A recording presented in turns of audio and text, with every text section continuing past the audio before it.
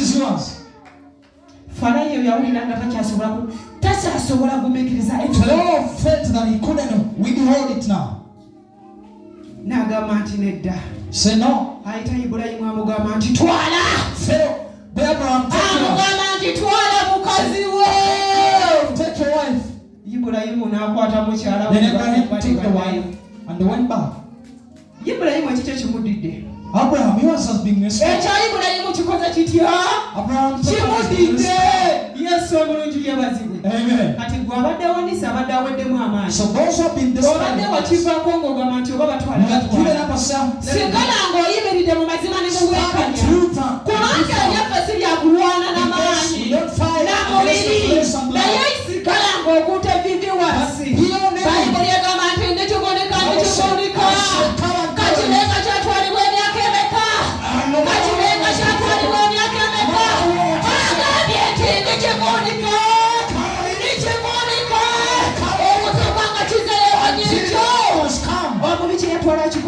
and he restores back.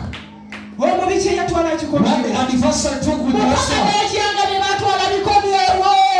Overturn his mother restored the restore. You know? Yes, so Amen. The enemies, he can try to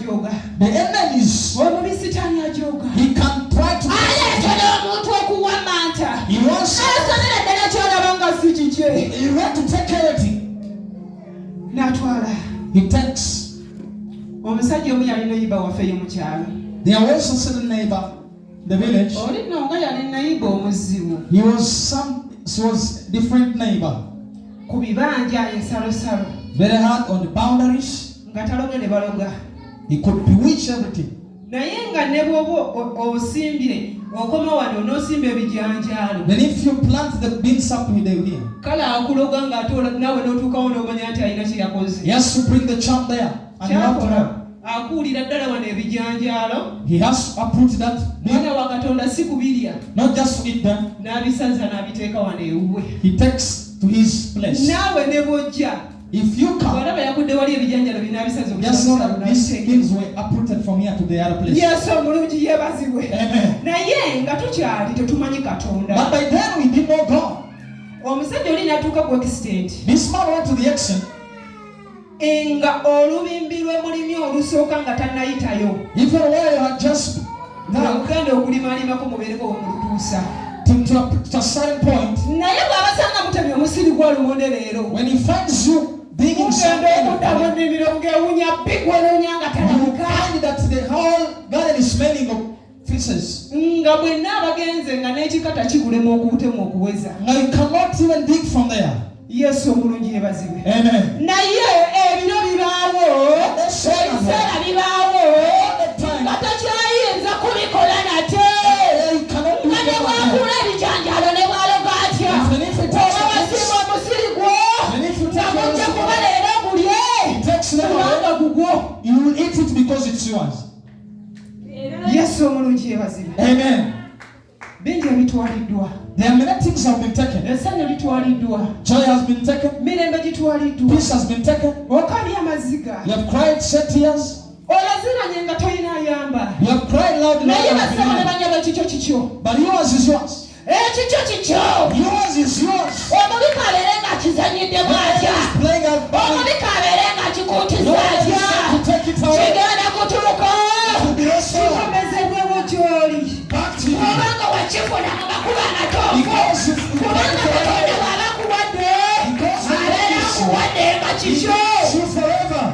Kati akirimu akuyambako buyambi. Whoever is playing with it is just helping you. Yesu omulungi yeebazibwe. Amen. Akuyambako buyambi. It's just playing, helping you.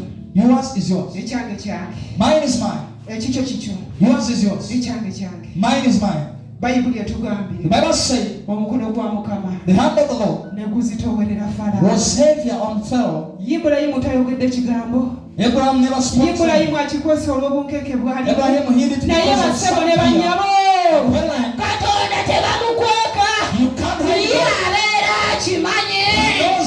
Abeera akimanyi. He knows everything. Yakebera mutima. Because he checks them. Amazima gonna abeera gamanyi. He knows all the truth. Yakimanya ati amazima. He knew. Bano betaaga omukyalo nti naye si waabwe. Lord is not theirs. Echange change. Mine is mine. Ekicho kicho. Yours is yours. Genda osome. Read in the book. Genda osome kuva. Exodus. Soma lubereberi 2. Genesis 20.